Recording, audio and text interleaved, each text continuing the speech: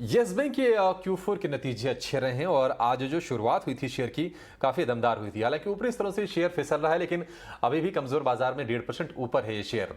Bank की NII यानी कि जो ब्याज से होने वाली जो आय है वो दोगुनी होकर 1819 करोड़ रुपए पर पहुंच गई है और आय में बढ़ोतरी और प्रोविजन में कमी के कारण बैंक घाटे से मुनाफे में आ गई है। हालांकि हमने देखा है कि एसेट क्वालिटी में भी काफी ज्यादा सुधार आया है। अच्छे नतीजों के बाद शेयर में फिलहाल 1.5% के आसपास की मजबूती है। हालांकि ऊपरी स्तरों से थोड़ा सा नरम हुआ है शेयर, लेकिन नतीजों पर बातचीत करने के लिए बैंक का आगे का आउटलुक हमें शेयर करने के लिए हमारे साथ जुड़ गए हैं बैंक के एमडी और सीईओ प्रशांत कुमार। प्रशांत जी, बहुत शुक्रिया आपका समय देने के लिए। टीना स्वदेश पर बहुत स्वागत है। और पहले तो आपको बधाई, बहुत ही दमदार परफॉर्मेंस रही है पिछले क्वार्टर में बैंक की। ये बताइए कि जो ग्रोथ आई है और जिस तरह से हमने देखा है कि एनपीए में कमी आई है बैंक के, कौन से फैक्टर्स रहे हैं जिसके चलते ग्रोथ ड्राइव हो रही है? और आप ये बताइए कि यहां से आप आगे की ग्रोथ को लेकर आप कितने कंफर्टेबल हैं और किस तरह का असेसमेंट लेकर आप चल रहे हैं? हमारी पूरी जो बैलेंस शीट है उसके अंदर एक 20% की ग्रोथ है। और हमारा कासा डिपॉजिट जो है उसकी ग्रोथ भी 44% है। उसकी वजह से हम अपने कॉस्ट ऑफ डिपॉजिट जो है उसको कम कर पाए। और इसी तरह हमारी जो लोन ग्रोथ है वो 8% की है। और अगर हम जो लार्ज कॉरपोरेट हैं उसको उससे बाहर कर दें तो बाकी बैंक में 27% की लोन ग्रोथ हुई है। तो जो हमारा क्वार्टर 4 था फॉर द FY21, उसमें हमने जो निम था वो हमारा 1.6 था। आज उस निम को 1.6 से हमने ये जो साल को खत्म किया है तो हमारा निम था 2.5। तो ये हमारी जो एक्सपेंशन ऑफ निम विद द बिजनेस ग्रोथ, ये मोमेंटम कंटिन्यू करेगा। और दूसरी चीज जो बहुत इंपॉर्टेंट है वो हमारी रिकवरीज।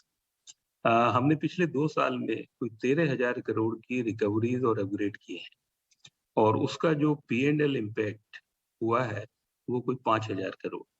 ये शो करता है कि जो हमारा प्रोविजन था हम उससे बहुत ज्यादा रिकवरी कर पाए। तो हम आगे भी बिजनेस ग्रोथ पर फोकस होगा। लोन ग्रोथ को हम टारगेट कर रहे हैं कि कम से कम 15% हम फाइनेंशियल ईयर 23 के अंदर जरूर करेंगे। और रिकवरीज भी 5,000 करोड़ से ज्यादा की होगी।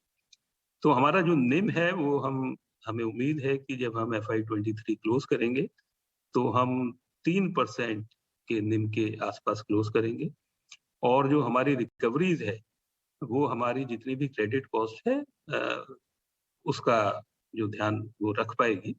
तो उस वजह से हमें पूरी उम्मीद है कि जो हम FY23 जब खत्म करेंगे तो हम ROA कम से कम 75 बेसिस पॉइंट का जरूर कर पाएंगे। और अगर कुछ रिकवरीज हमारे जो जिस तरह के हमारे एस्टिमेट हैं उसके हिसाब से होती हैं तो पॉसिबल है कि हम ROA 1% भी FY23 के अंदर टच करें। प्रशांत सर, एसेट क्वालिटी की अगर बात करें, एनपीएस की बात करें, तो आपकी जो ग्रॉस एनपी है और नेट एनपी है, दोनों में हमने काफी एक अच्छे नंबर्स देखे हैं। ऑलमोस्ट 75 बेसिस पॉइंट्स की कमी आई है। ये बताइए कि क्या आपको लगता है कि अब ये कंफर्टेबल स्थिति में है आप एनपीएस को लेकर और आगे कोई ऐसी चिंताएं नहीं है? और ये भी बताइए कि अब यहां से आगे जाते हुए आप किस तरह का ट्रेंड देख रहे हैं? देखिए, हमारी स्लिपेज जो है वो कंटिन्यूअसली कम हो रही है। अगर देखें तो फोर्थ क्वार्टर में जो स्लिपेज थी कोई 800 करोड़ के आसपास, वो लोएस्ट थी। तो हमें पूरी उम्मीद है कि जो हमारी स्लिपेज है वो पूरे साल में वो हम 2% के अंदर कंटेन कर पाएंगे। और 2% की स्लिपेज और जिस तरह हमारे जो रिकवरी के टारगेट हैं 5,000 करोड़ से ऊपर के, वो खाली रिकवरी ही हमारी स्लिपेज को और जो हमारा एजिंग क्रेडिट कॉस्ट है उसको दैट विल टेक केयर। दूसरा जो सबसे इम्पोर्टेंट चीज है कि बिजनेस ग्रोथ और रिकवरी के साथ साथ अगर आप हमारा ओवरड्यू पोजीशन देखें तो ओवरड्यू पोजीशन हमारी 1,500 करोड़ से कम हुई है फोर्थ क्वार्टर में। और ये ट्रेंड बराबर कंटिन्यू करेगा। और हमारे जो एनपीएज हैं खासकर रिटेल के अंदर अगर आप देखें तो बहुत कम है, खाली 1.7%। तो हमारी ओवरड्यू पोजीशन 1,500 करोड़ से कम हुई है। हमारे स्लिपेज के अंदर बहुत अच्छा इंप्रूवमेंट है जो स्लिपेज का रेट है। और जो सबसे अच्छी बात है कि जो हमारी कलेक्शन एफिशिएंसी है इस टाइम पर, वो ऑलमोस्ट 98% टच कर रही है। तो जिस तरह हम अपना बिहेवियर देख रहे हैं, कलेक्शन देख रहे हैं, हमें पूरी उम्मीद है कि ये जो एसेट क्वालिटी है वो फर्दर इम्प्रूव करेगी। हमारा नेट एनपीए इस बार 4.5% था और हमारी जो प्रोविजनिंग है वो 80% है। तो हमें कोई भी और एडिशनल प्रोविजनिंग करने की जरूरत नहीं है। वेल प्रोवाइडेड लोन बुक है और जिस तरह स्लिपेज पे कंट्रोल है, कलेक्शन हो रही है, आगे आने वाले समय में एसेट क्वालिटी के अंदर बहुत सिग्निफिकेंट इम्प्रूवमेंट। ठीक है, परफेक्ट सर। प्रशांत जी, अगर हम लोन्स की बात करें तो ये बताइए कि कौन से सेगमेंट से और कौन से ज्योग्राफी से आप ज़्यादा ग्रोथ देख रहे हैं, और जो आपके क्लाइंट्स हैं वो कहाँ पर कंट्रीब्यूशन उनका ज़्यादा है? रिटेल से किस तरह के क्लाइंट हैं और कॉर्पोरेट क्लाइंट कैसे हैं? और ये बताइए कि जो बुक्स की क्वालिटी है, क्या अभी वो ठीक ठाक है और आगे आपको लगता है कि यहाँ से और क्लीन होती जाएगी?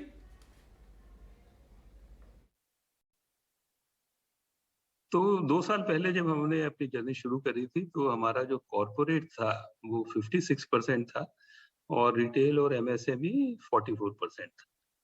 तो हम लोगों ने तब टारगेट किया था कि 3 साल के अंदर हम इस मिक्स को चेंज करेंगे और रिटेल और एमएसएमई का कंपोनेंट 60% होगा।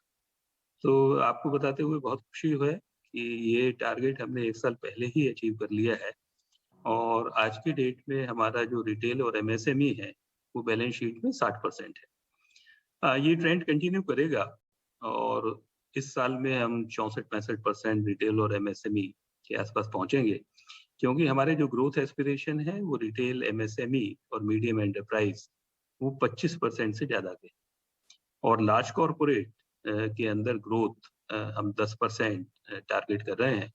तो ओवरऑल लोन ग्रोथ बैंक की 15% से ज्यादा होगी, पर डेफिनेटली उसके अंदर जो ज्यादा कंट्रीब्यूशन है रिटेल, एमएसएमई और मीडियम एंटरप्राइज। ठीक है प्रशांत सर, एक और बहुत क्रूशियल चीज़ है, अब जबकि बैलेंस शीट भी बेहतर हो रही है, आप बोल रहे हैं कि कलेक्शन एफिशिएंसी 98% के आसपास पहुंच गई है। ये बताइए कि जो करंट फाइनेंशियल ईयर है, इसमें ग्रोथ को प्रोपेल करने के लिए, ग्रोथ को पुश करने के लिए आप किस तरह से प्लानिंग बना रहे हैं? और ये भी शेयर कीजिए कि जो आपके फंड रेजिंग के जो प्लान्स थे, उसको लेकर क्या कोई टाइमलाइन हमसे शेयर करना चाहेंगे आप? क्योंकि जो हम 15% लोन ग्रोथ की बात कर रहे हैं, तो हमारे इंटरनल एक्रूअल्स, आज सीईटी हमारा 11.6 है और अब जो हमारे इंटरनल एक्रूअल होने वाले हैं इस साल में, वो हमारे ग्रोथ की जो रिक्वायरमेंट है उसको बहुत आराम से it can be taken care. पर इशू ये है कि आज की डेट में जो एक्सटर्नल एनवायरनमेंट है वो बहुत अनसर्टेन है। तो हम ये भी चाहते हैं कि हम अपने बैंक में जैसे ग्रोथ पाथ पर आगे चल रहे हैं, प्रॉफिटेबिलिटी है, हम अपना कैपिटल बफर भी ये क्रिएट करें। तो इस कैपिटल बफर को क्रिएट करने के लिए हम जरूर कुछ पूंजी मार्केट से रेज करना चाहेंगे, जिससे कि एक बैंक की बैलेंस शीट बहुत स्ट्रॉन्ग बन सके। प्रशांत सर, एक और खबर पर इनफैक्ट ऐसी रिपोर्ट्स आ रही है, उस पर आपकी टिप्पणी लेना चाहूंगा। वो ये है कि येस बैंक में कुछ फॉरेन के जो पीई प्लेयर्स हैं, प्राइवेट इक्विटी प्लेयर्स हैं, वो कुछ हिस्सेदारी लेने की योजना बना रहे हैं और निवेश करना चाह रहे हैं। क्या इस पर थोड़ा सा आप डिटेल शेयर करना चाहेंगे हमसे?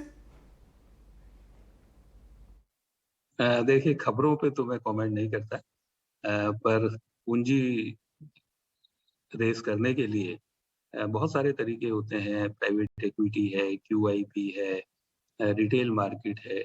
तो हम लोग देखेंगे कि जो बैंक के लिए अच्छा रहेगा, उसी मोड से हम इक्विटी रेस करेंगे इस फाइनेंशियल ईयर। ठीक है प्रशांत सर, बहुत शुक्रिया आपका समय देने के लिए और रेटिना स्वदेश से बातचीत करने के लिए। बहुत अच्छा लगा आपसे बातचीत करके। शर्मिला